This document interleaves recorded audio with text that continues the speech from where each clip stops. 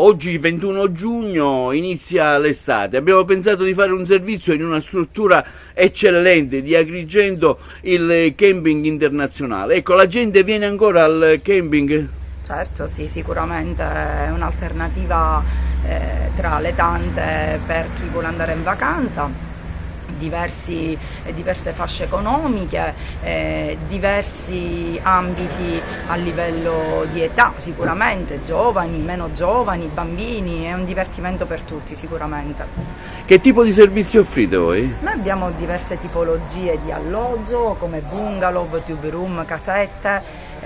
Siamo fondamentalmente campeggio, quindi accogliamo tende, accogliamo camper e roulotte, quindi campeggio puro, e poi per chi magari predilige qualcosa di più comodo ci sono le case dotate di ogni comfort. Intanto siamo una struttura vicinissima a tutti i luoghi di interesse ad Agrigentino.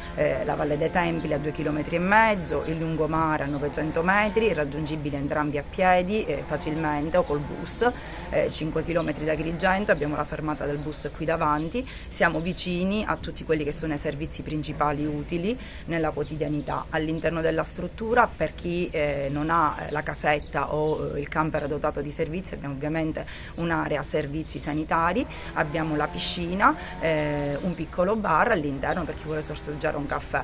Abbiamo i ragazzi che fanno scuola di surf, scuola di kite e skateboard, i bambini si divertono tantissimo, ma anche i più grandi, e poi ovviamente forniamo servizi per chi vuole fare delle escursioni alla Scala dei Turchi, non gestiti direttamente da noi, ma possiamo indirizzare chi vuole fare questo tipo di esperienza. L'utenza da dove arriva principalmente? Da tutto il mondo, principalmente sicuramente Germania, Francia e Spagna.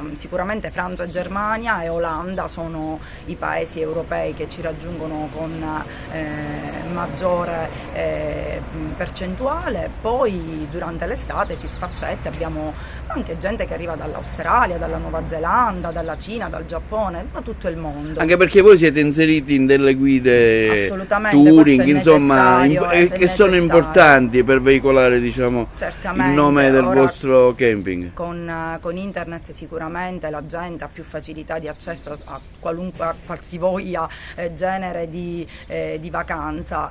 Noi ovviamente siamo nel nostro settore inseriti nelle varie guide che riguardano i campeggi sicuramente. Agrigento capitale 2025 della cultura, ecco, questo titolo ha già avuto qualche effetto sul turismo? Vi arriva qualche telefonata, qualcosa in questo senso? Qualcuno che ci citi questo titolo, questo appellativo ancora no, più che altro io come agrigentina spero che questo titolo, o meglio che la città possa essere degna di questo titolo, ancora non lo siamo sotto molti punti di vista, vedo che si stanno facendo tanti lavori, spero che non siano dei lavori diciamo necessariamente legati a questa cosa, ma che durino nel tempo e che miglioriamo, perché i turisti si lamentano di tante cose che noi agrigentini lamentiamo da tanto. Però, ad esempio, cosa si lamentano? Sicuramente ora il rifacimento del viale Emporium, soprattutto ai marciapiedi, è una cosa importantissima. I turisti sono abituati a camminare a piedi